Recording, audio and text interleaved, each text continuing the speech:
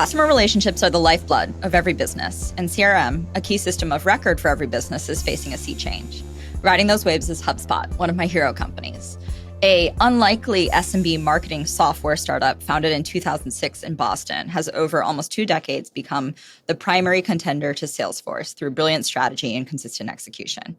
And it's as much a community and a movement as a business. They've recently made big bets on AI. Today, I'm sitting down with Brian Halligan, founder, longtime CEO, and now executive chairman of Hubspot, to discuss learnings from the founder journey, staying innovative as an incumbent, the impact of AI on workflow software, and his new mission in climate tech with Propeller. Brian, thanks for doing this. Welcome to No Priors. Thanks. I have 2 questions for you. Shoot. Why were we an unlikely success? I hope that is not offensive. I guess Because of Boston? I think because of Boston, because in 2006 time period, the companies, you must have heard this from VCs, the markets that people thought were worth going after were like high-end enterprise in a small number of categories. Yeah. Right. And so the idea that you'd sell software for SMBs to manage an online presence and do social, like that felt unclear that you'd become a, $25 billion plus business. Interesting. It was clear to us. That's what makes you the founder. Okay, I have another question for you. You referred to us as a hero company, by the way, I'm honored. Like, what's number 1 on your hero list? Oh, man, I feel like I'm going to offend friends if I choose one. What's your criteria? If I think the product has changed the world, if I think like the people just made really interesting decisions. Okay. I'd probably say but this is just because it's the one I'm closest to, Figma. Yep. I have a lot of admiration for Dylan and Evan, and I think they changed how a lot of people worked. And it was also not obvious at the beginning. No, I am with you on that. Yeah. But yeah, good questions. I'm supposed to be asking the questions. It's supposed to be easy for me, Brian. All right, fire away. Okay, so Brian, you actually started, I think, as a sales leader for PTC, famous enterprise sales organization in Asia. How did you go from that to the founder of Hubspot? I actually started as PTC's first BDR in its headquarters in Boston, and moved into sales and channels, and then the company was going incredibly well, and they moved me over to Asia to start it. So I moved to Japan, and I lived in Hong Kong for a while, and I worked there for 10 years. It's a really good run. But I just think of I have 3 chapters in my story. Chapter 1 was PTC, enterprise sales, eat your young, really a hard charging culture, sales driven culture, terrific company in its own ways, unusual culture, tough place to work. I left there, and I had a second chapter that couldn't be more different. Started the sales organization for a company no one's heard of anymore called Groove Networks.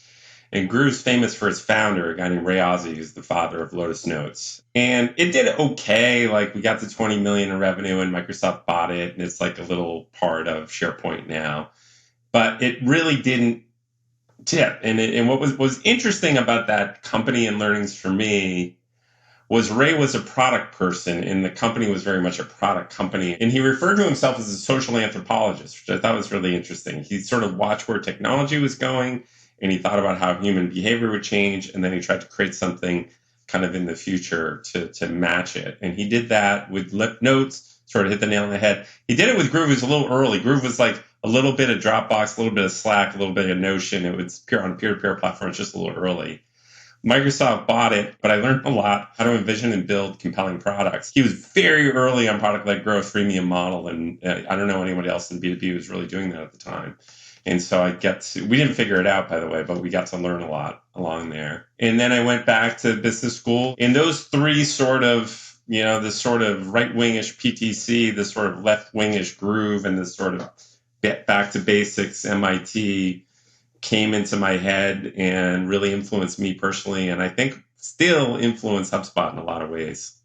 When I say unlikely, I just think it's actually amazing that there was this idea that was happening out in the market, a change in the world. You should describe it, but the way I think of it is people don't want to be advertised and sold to, right? They're out hunting for solutions. They want to be educated, and this thing around inbound marketing, around creating a presence for people to come find you and giving that value to your customers, your end users, you really created that category.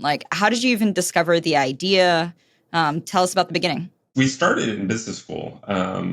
There were two ahas that led to it, and I have a terrific co-founder, Dharmesh, had one, and I had one. Mine was, while I was in B school, I was sort of an EIR at a little venture firm that was going nowhere in Boston called Longworth. And they had me working with their startups to help them teach them the PTC way. How did you build PTC? Can you show us the playbook? And they all were doing the PTC playbook. They were all buying lists and cold calling. They were all buying lists and spamming people. They were all doing other people's trade shows. They were hiring PR agencies, buying ads. And it just didn't seem like it worked at all. Like people were immune to the marketing at that point. They had caller ID all of a sudden. They had ad blocker. They had DVRs. Like humans got really good at that point at blocking traditional marketing out. And so I was kind of wallowing in like, my playbook doesn't work. And then Dharmesh blogged his way through business school. And he was an early tech blogger. He had a blog called OnStartups.com. It's a pity he didn't keep it going. But anytime he heard an interesting lecture, he would write about it. And I was looking at his Google Analytics reports and comparing it to all my wealthy venture-backed startups with like money and teams and expertise. He's crushing them, like by 2 orders of magnitude more interest in his scrappy little blog. And I started describing the world as, well, my folks are doing outbound marketing and he's doing inbound marketing. And you've got to match the way you market with the way humans actually shop and buy. And humans starting to use Google. They stopped subscribing to magazines. They started subscribing to blogs. They started using the social media stuff. And so we sort of captured that shift and then said, well, let's build a platform to help marketers move from the old school outbound way to the new school inbound way. That was the basic foundational idea. And that was kind of chapter 1. We've had a lot of chapters. Yeah. Well, one thing that's stuck through many chapters has been the Inbound conference, a conference that over 100,000 people go to. You can give me the stats, like people like Barack Obama speak at it. It's sort of a pilgrimage for people who work in marketing. Like, how did this happen? Why did you do it? So in the early days of HubSpot, the way we described ourselves to the venture capitalists like yourself was, at the time, Salesforce just said SFA. Salesforce.com is to sales as HubSpot is to marketing. And the good thing about that is it's stuck on VC's heads. It's like, oh, that sounds like it could be a good thing. Like we would go to Dreamforce every year. And by the way, we'd sit at Dreamforce and we'd sit there being like, God, I hope they don't announce a marketing product this year. Literally the two of us would sit there like, fuck, please don't announce a marketing product. Anyway, we would go and we said, that seems like a decent idea, but it's more user conference. Let's create like a community thing that people will come, even if they're not HubSpot customers. So we said, let's create this inbound thing. And we just gave it a go. We had a room of 400 people in the Marriott in Kendall Square. We invited Seth Godin and David Meerman Scott and Brian Solis. These folks are still floating around, who are early sort of acolytes. They may or may not call it inbound, but basically the same ideas were coming out of their mouths. And we sold out in like 5 minutes, and it was really good. And so then we sort of got on the treadmill and just kind of kept doing it every year. I really enjoy it. Like I'll tell you, we had some amazing speakers like Reese Witherspoon and Guy Raz and people like that. But my favorite speaker, I got to interview one of my heroes, Andrew Huberman, he's on my Mount Rushmore these days. And then we have, 12,000 people live, a couple 100,000 people listen. And over time, what it's kind of turned into, it reminds me of a Grateful Dead kind of thing, like the parking lot outside the Grateful Dead concert. It's a community, and it's very much a community. And the thing that people value most aren't those big sessions. It's the smaller sessions on like, what the hell is AI, and how do we get our arms around it as marketers, stuff like that. And people really connect. Yeah, that's very cool. I know you wrote a whole book about this, but I think for anybody who is not a Deadhead, right? Like the Grateful Dead are as much about like community, human connection, collective experience as music. So few people know this, but the Grateful Dead were founded in Palo Alto in a little music shop in Palo Alto. Did their first studio recording at Stanford University. So it's actually a child of Silicon Valley. Oh, interesting. Yeah. It wasn't in San Francisco. They later went to San Francisco, and then they ended up in Marin. But yeah, they're a child of Palo Alto. Yeah, doesn't strike me as the most counterculture starting point, but we'll take it. Now, one of the things that's interesting that about inbound, you thought about that word. There was a huge debate in the early days of HubSpot of what is this thing, and half the people were like, it's internet marketing software. which it was. And a couple of us were like, it's inbound marketing software. And everyone's like, what the hell is inbound marketing? One of the early battles and decisions we made is let's try to create a category around this idea of inbound versus outbound. And that did work. And we still have the inbound conference. I would just say we tried to do inbound sales, failed. Very difficult to create a category, it turns out. I tried to create this thing called, instead of the funnel, it's the flywheel. I don't know why it worked, but some of the things we did that seemed to resonate was there was an enemy outbound, and I think it always helps to have an enemy. It was a little catchy. It seemed to stick on people's minds. A whole bunch of other people like Seth Godin and David Merriman Scott and Brian Solis were kind of talking about similar things, and we just kind of stuck a word on it. And then we just worked it. We each wrote 2 blog articles a week. Someone invited us to like a flea market. We would go and speak. We wrote a book, which is a crap ton of work, nights and weekends. So anyway, we did that and we created a category. And for those of you listeners going through that battle, I would say it worked, and it's been one of our keys to success, but it was a ton of work and it's very hard to pull that off. Were there a few things that made sort of the sales terminology not as successful? Because like we should talk about it in a second, the sales product for Hubspot was incredibly successful. Sales products on fire. That's our kind of second act. We tried to call it inbound sales, but sales leaders were like, no. We do outbound sales. You don't get it. We do outbound sales. That's like what we do.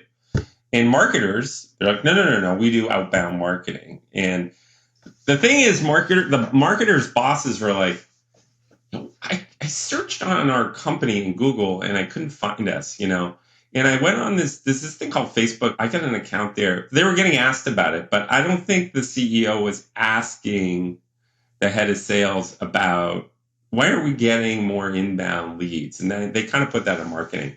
Anyway, it was pushed back on by salespeople. We really had to support outbound selling to build a viable and big business on that side. We have some friends in common, Elias and David, who were acquired into HubSpot via their own startup at the time for Performable. I don't know if you guys did any other acquisitions that were important. This one felt important. What did you learn about acquisitions from this? That one was important. And I could kind of give you the background on that. When Dharmesh and I started it, we were really about the top of the funnel. How do we help people turn total strangers into visitors to their website and then turn them into leads? But we hadn't really thought of like a database, segmenting the database, drip campaigns by email. Honestly, we weren't that passionate about it at the time. We didn't have deep domain expertise about it. And so, little known fact at the time, we actually closed a round with Sequoia. And some of the proceeds we're going to use, we're going to acquire a company in what we call MOFU, middle of the funnel, the database size, segmentation, drip marketing, all that stuff. We made a bid for Pardot, couldn't get to a number. I went out to Marketo CEO and proposed Marspot to merge the companies, merger of equals. I offered them the CEO gig. They weren't interested at the time. Too bad. I know. I think that would have been interesting. And then, Dave and Elias were well-known quantities. We knew them in Boston, and they were passionate about this middle of the funnel stuff. It was an acqui-hire. We acquired them and their team, and it worked. They sort of built that middle of the funnel. I would say we haven't done many since at all, none of that scale. It's hard to get the cultures to match. And I think if I had it to do over with David and Elias, I think I could have done a much better job of sort of assimilating them and partnering with them. I was pretty junior at the time. So I am kind of. But we've only done very small acquisitions. Like, I'm a big believer in the Peter Thielism of you've got to be right about something that everyone else thinks you're wrong about. And you got to be right about it for a long time. And you've got to zig when everybody else says you're going to zag. And we've had a few of those in our history. Okay, the first one was SMB. And I kind of think of us as the M in SMB. We're sort of the startup scale up. That's who we sell to. We don't sell to the big, slow-moving enterprises. Everybody thought it was a bad idea. Every venture capitalist we spoke to, we got lots of no's from venture capitalists. And the reason was they didn't like that idea. And the question they would all ask is, well, who else had done it? And at the time, it was Intuit. And they'd say, who else? And literally, there was no one else.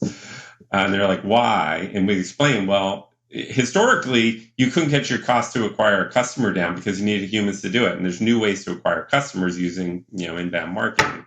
And then you're going to lose customers. So you need to upsell your existing ones. You got to get your total lifetime value up and your revenue retention rates over 100. And if you get that math to work, you can build a scalable business. But people were very skeptical. Our board members were very skeptical. Even when we went public, people were very skeptical about it. I still get asked about it all the time. But we zigged when everyone else zagged. And we diluted a lot more than we would have if we just went to the enterprise like Marketo did. Everyone wanted us to be Marketo, just be like Marketo and Eloqua. We were like, well, they're already there. Why do we want to be like them? The world doesn't need a third one of these things. The second kind of zig when everyone else is zagging was, I described earlier how Dharmesh and I would sit in the audience at Dreamforce hoping that Salesforce.com didn't want to wake up one day and say, we're going to be the Salesforce.com of marketing. And of course, they did one day. And we saw that coming. So they bought 4 marketing companies in 1 year. And we went from being their best partner to kind of an enemy. And we pivoted. We had been talking about pivoting to CRM, but we pivoted and we said, let's go to CRM. Let's come underneath them. Let's zig when everyone else is zagging. Let's not make it like theirs. Let's make it incredibly easy to use. And let's make it freemium. And everybody thought it was a terrible idea. Our investors, our board, most of our employees. But we saw it. We use Salesforce. It's hard. It's expensive. And we were like, let's make an easy, inexpensive one.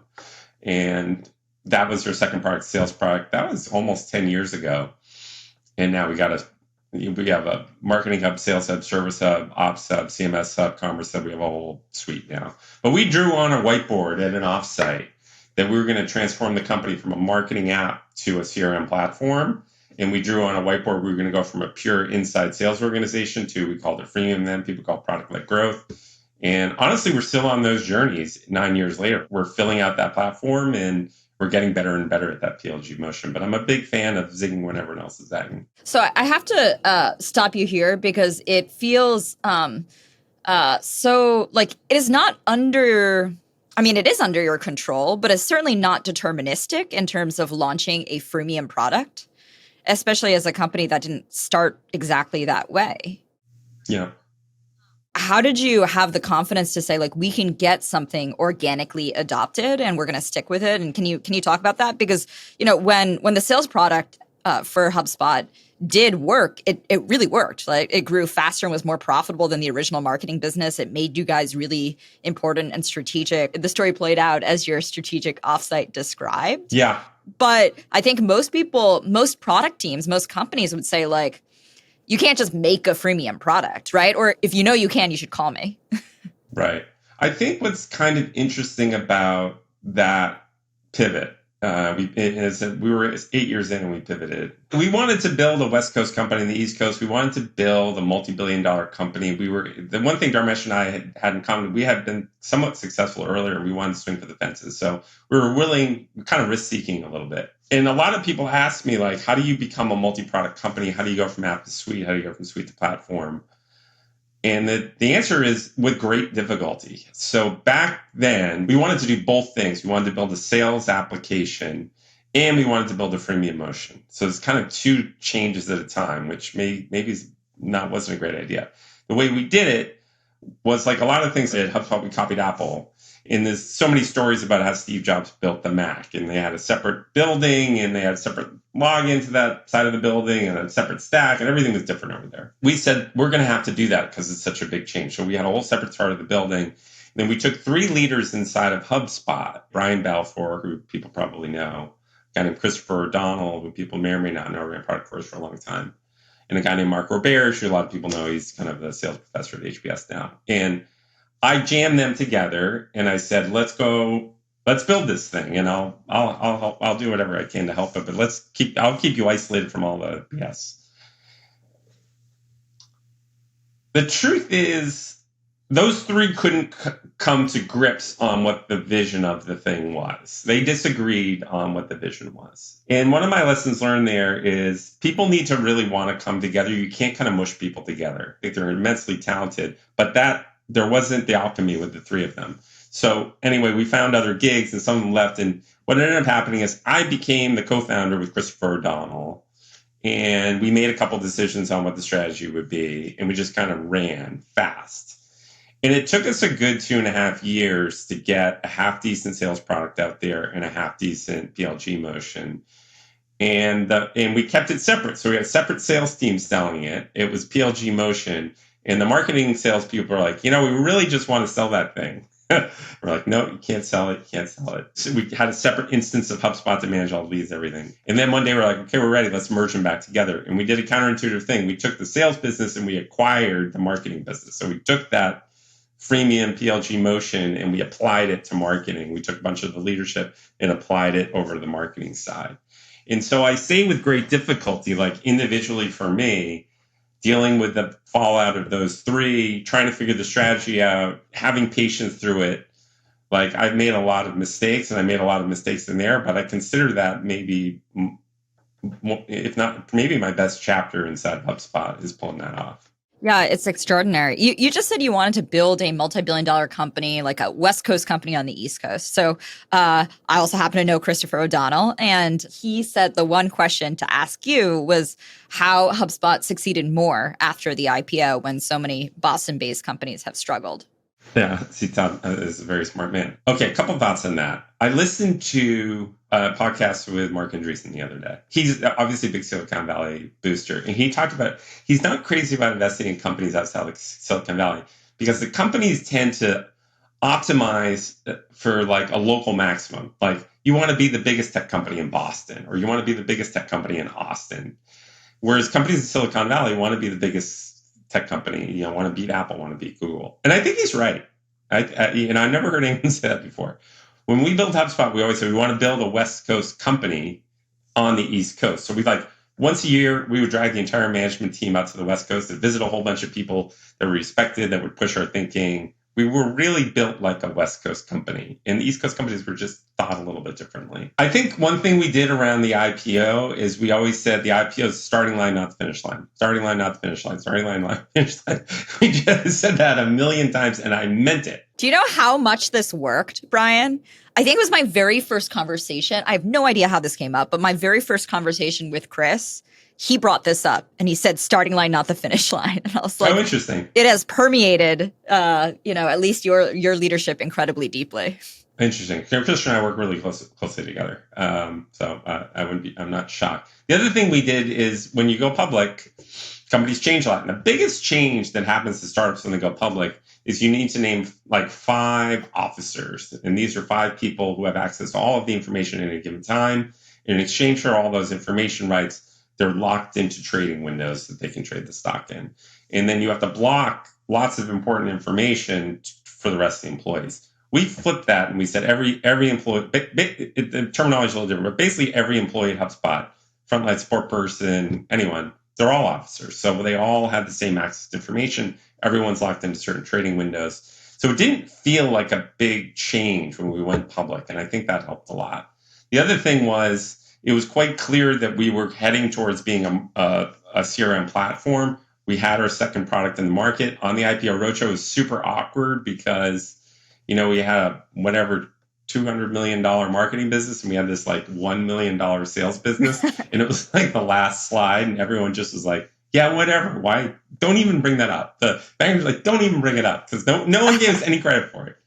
But it was a big initiative inside the company so people could see it. I think that helped as well. And people believed it and they were like working on that despite, Yeah, I think everyone believed us in that both Dharmesh and I wanted to build something big and special. There's a line we always use that we want to build a company our grandkids would be proud of.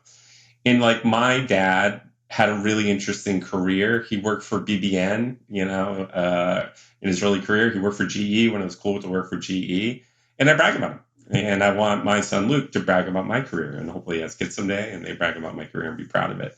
And so that's sort of that's the mantra we use over and over again. I want to ask you one or two more questions about leadership, and then I want to talk a little bit about AI. So we're just walking through all of my favorite HubSpot people. So JD Sherman, your CEO for a while, at certain points managed, large parts, entire organization at HubSpot, and was there for a long time. In terms of all the founders that listen to the podcast, many at some point think about hiring a COO. How did you guys decide to do this? What advice would you have for people? We hired, so after we closed our Sequoia round, we bought performable. And we stopped like tracking expenses. We just started spending like drunken soldiers. And we just got distracted. It was a really good round. We had Sequoia, Google, and Salesforce in the round. And we just kind of took our eye off the ball. We had never missed a quarter, and we missed that quarter on the revenue side and missed the expense side by a country mile. We had a couple longtime board members, Larry and Dave, Larry from Journal Catalyst, and they were like, you know what? You could use some help. I was like, what do you mean? They're like, oh, yeah, we think you should hire a COO. And I pushed back. I was like, nah, I got this. Like, not really. And so they're like, go see if you can find one. And so I interviewed a bunch of people and I met JD. And JD was a longtime IBM person, which is like, oof. And then he was at Akamai for a long time. He was the CFO at Akamai. Wait, is it oof like PTC people are oof? I mean, IBM was just a huge, slow company. Like we were a very fast. We were the antithesis of IBM. But he had spent a bunch of time at Akamai, which is a scale-up we admired in Boston. He was CFO, and he was trains on time type of person. And he's just a wonderful, funny, great culture ad. And so we convinced him to join as COO. Certain times he managed small parts of the organization. Certain times he managed a lot of the organization. It was a really good call. And I thank my board members for that heads up. Later on, my board also advised me to get a coach. So I hired this guy who's like a psychology professor / coach from Columbia, who's really useful in coaching me over time. And then more recently, I decided to step down. You know, we got to $2 billion in revenue. I really didn't think the road from 2 billion to 20 billion was my forte. I didn't know a lot about that. Maybe a little less passionate about that part of the journey. And we had a wonderful woman, Yamini, that was running go-to-market. And so she's the CEO now, and I'm the chairman. So I think CEOs need to be open-minded about their strengths and their weaknesses and fill them in. I think a lot of CEOs probably need a COO. And a lot of CEOs should probably not retire, but move into the chairman role and let somebody else run the day-to-day of the company. And they might be surprised how happy they are when they do that. So as chairman now, you still know a lot about and are very engaged in HubSpot. HubSpot has committed to, I think, big investments in AI. And in my discussions with your leadership team, like, what are you guys doing here? And when did you start to think about it? We've had an AI team for a long, long time, but it's more an ML team. It's interesting. We had a call with Sam Altman 2.5 years ago. I got connected with him and I'm like, would you mind if I just picked your brain on AI? Because at the time there was like an arms race for AI people that cost $1 million. You hire them out of MIT. Now it costs $2 million. Yeah. And this is before Sam Altman was Sam Altman, you know. This is before he levitated and walked on water. And he said, first of all, don't go hire a bunch of PhDs. You'll never keep up with the arms race. He's like, we're at OpenAI. We keep losing people to Google. The second thing he said is AI is progressing in a pretty linear way now, and it's getting better, but it's getting better slowly. He said, at some point in time in the future, and he said, I'm not sure what that point in time is going to be. It's going to go asymptotic. It's really going to get a lot better. And so he said, keep chugging away and wait till that happens. Basically what we did. And man, was he right.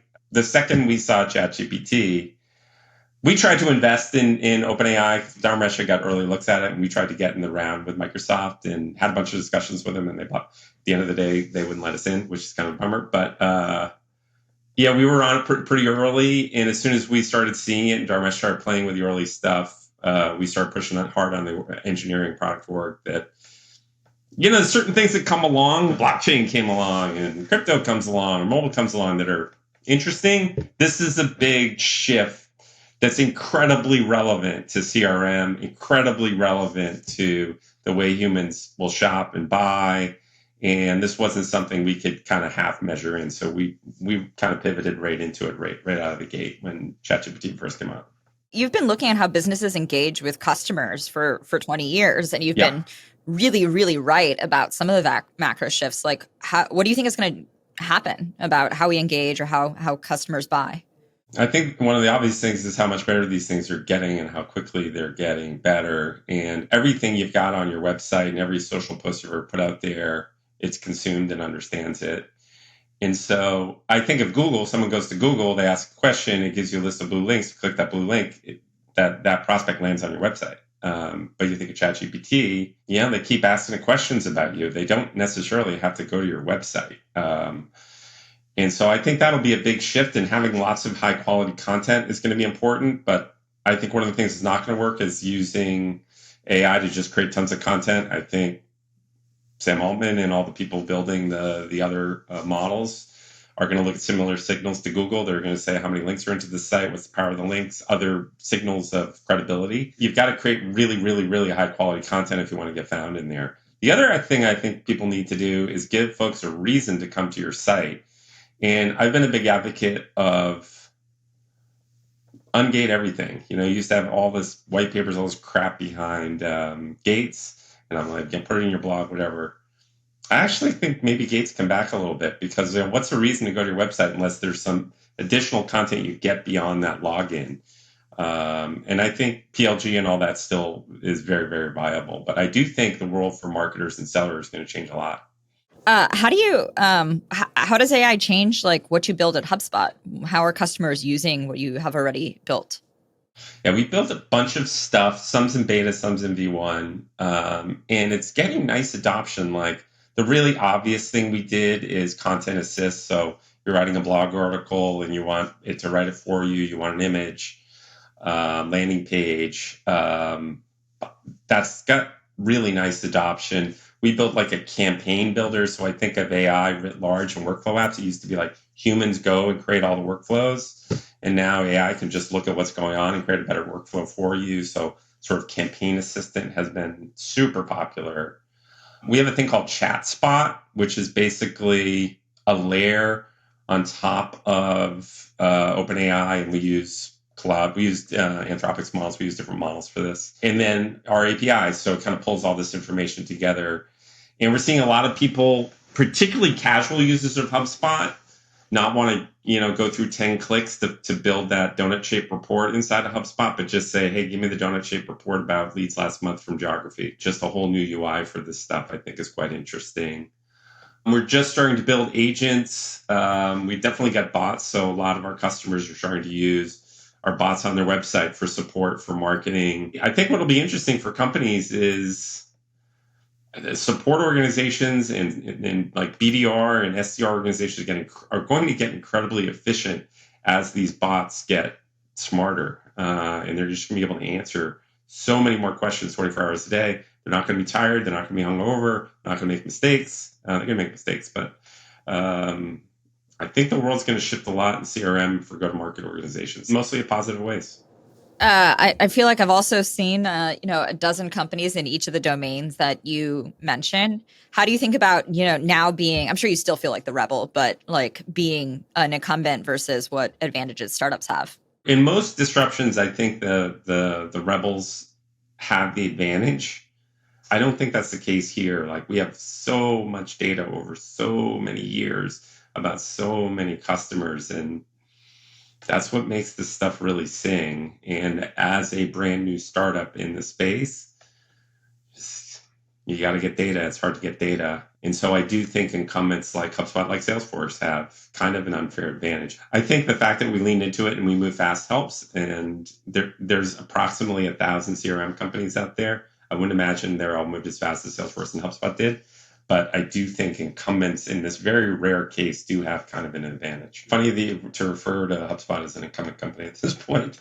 Yeah, you're 20 years in and 7 billion of market cap, right? Yeah. Okay, we had dinner at some point where you talked about the investment in culture at HubSpot and how you and Dharmesh thought about it. It shows up in the results. You guys are repeat winners on Glassdoor in terms of both like CEO to work for and best place to work. How? Okay. The early days of HubSpot, we didn't want to talk about culture, HR, any of that stuff the first 3 years. Like, culture was a 4-letter word. No one should bring it up. You can't measure it. It's soft. And then I joined a CEO group about 3 years in. And I largely joined that CEO group because one of the members was a guy named Colin Engel, who is the CEO of iRobot that makes those Roomba vacuum cleaners. I would describe my relationship with Colin in 2 words. The first is man, the second is crush. A major man crush on him. I showed up for the first meeting. There's 9 CEOs around the table, and sat right next to Colin. And I didn't know this, but they picked a topic, and they would just go very deep into one topic all day. And it's like CEO couch time. And the topic of the day was culture. I was like, is that what this is such a waste of time. Can't believe I'm spending all day talking about culture. And so I didn't say anything all morning. And I didn't sitting next to Colin at lunch asking him questions of product and innovation. And Colin said, you don't like this culture topic, do you? I said, no, I think it's a waste of time. He said, culture is how you scale your company. Culture is how people make decisions when you're not in the room. Okay. Took note, participated in the afternoon. And then that next day, I saw Dharmesh in the office. And he said, how's Colin? How's your meeting? I said, fantastic. I loved it. He said, tell me about it. I said, well, it was all about culture. He said, oh, that sucks. I said, no, Dharmesh, culture is how you scale the company. Culture is how other people make decisions when you're not in the room. And so we started chatting about it, and I said, why don't you be the culture czar? And in a very weak moment, Dharmesh said, sure. Because he's not one to take on initiatives like that. And we actually hired a terrific professor of ours from Sloan to do a project to survey our employees about the culture. And she did a net promoter. She said, on a scale of 1 to 10, how likely you refer Hubspot Y to a friend? And we got the results back. Almost everyone said they liked the culture, which is a real surprise to us because we didn't allow people to talk about that. And then we said, can you build us like a version 1 of a culture deck, which was like describing our culture, what it's like to work here, the relationship with employees in the company. And that was our culture code. And we totally ripped off Netflix at the time, had something called the culture code, and really worked for them. And Netflix had a very, very unique culture. And we built the same type of deliverable, very different than Netflix, but the same format. We posted it up, and man, it got a huge uptick, and it still does. We'll link to the presentation. We have 2 products. We have a product that we sell to customers, and if that product's high quality and unique relative to competitors, it'll be like a magnet that pulls customers in and retains them. And we have a second product that's our culture. And if it's unique relative to the competition and really high quality, it'll be like a magnet that pulls into employees and retains them. So we really took it quite seriously. We edit that culture document every 6 months to keep it fresh and make sure we're walking the walk on it. We still do a net promoter survey once a quarter. We publish every answer that doesn't include really bad swear words or things like that in there on our wiki, so everyone can see what everyone else is saying. We address many of them, oftentimes like, hey, we're not going to do this, but we heard you. And so we take it very, very, very seriously. Are there answers from those surveys that have surprised you over the years? I mean, you're in any company, people are going to complain about virtually everything. Everything. At one point, we put a smoothie bar. We had a smoothie bar. You are a Silicon Valley company. Totally. A smoothie bar. Yeah. And I don't know why this was the case, but we didn't have protein powder for it. And I don't know if it was like who the person in charge it was too expensive or it was hard. I don't know why, but for some reason there was no protein powder. There was like 1,000 complaints about the lack of protein powder. We called it Smoothie Gate. The other thing I think we did right, by the way, Sarah, was we, at least for us, we didn't hire someone who was a career HR person. We had a woman in marketing who just was a dog on a bone about people issues all the time. She talked more about people issues than marketing issues. And we said to her, like, why don't you just come and be our first HR person? I don't want to do that. I don't want to be HR. I'm a marketer. And it took weeks, months of convincing her, and she finally did it. Katie Burke, she still runs our people ops. And she's the one who caused Smoothie Gate and still will not give in on the protein powder. There's no protein powder? It's still the Smoothie Gate. It's like 8 years later. It persists. HR people are tricky to hire because in HR, you've got recruiting people, you've got compensation people, you've got culture people, you've got D&I people, you've got benefits people. And, if you've got a person who runs HR, they likely grew up through one of these things and doesn't know much about the others. Very unlike sales or service where they really rhyme. Most of those things in HR, they don't really rhyme that much. And so it's the one place where you can take a real athlete who's smart that can think in first principles and figure it out. And that was the route we took. Okay, let's talk about how, you're spending time now. You co-founded a firm called Propeller Ventures, which focuses on developing ocean-related climate technologies. Why'd you do that? I got in a terrible snowmobile accident 2 years ago, and I broke 13 bones. I had 5 surgeries, and when I was lying there in the snow thinking I was going to die, I actually was like, I don't enjoy running the day-to-day of HubSpot anymore. I don't think I'm as good at this size as I was at earlier sizes. If I make it through and live, I'm not going to come back and do it. And very shortly thereafter, I'd be like, I'd like to get into the climate game. It's the existential crisis of our life. I'm sort of a mission-driven type of person. And once I got healthy, Yamini took over as CEO. I started meeting with climate people, founders, VCs, professors and whatnot. Everyone in climate's depressing, like not optimistic and depressing. So I sort of did a road show. And then one day I visited a place called the Woods Hole Oceanographic Institute on Cape Cod. Surprisingly, oceanographers are really optimistic about climate change. Like the ocean absorbs much of the carbon dioxide from the air, absorbs almost all the excess heat we're producing.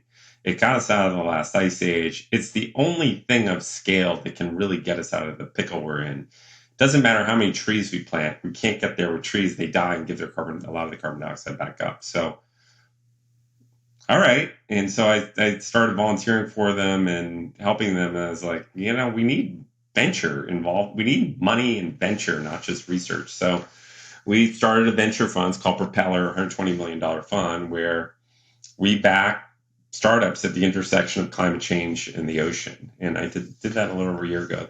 Going great. So far, so good. We made about 10 investments. Amazing. We're out of time here. Is there anything that you were hoping to talk about that we didn't, or anything you want to add? No, I wanted to say I think you're doing a great job. I'm really happy you started your own fund. I'm really happy you're focused on AI. I'm really happy to be an investor in your fund. I really wish I invested more, and I'm proud of you. Oh, that's very kind. All right. Thanks, Aaron. Thanks, Brian. Find us on Twitter at NoPriorsPod. Subscribe to our YouTube channel if you want to see our faces. Follow the show on Apple Podcasts, Spotify, or wherever you listen. That way you get a new episode every week. And sign up for emails or find transcripts for every episode at no-priors.com.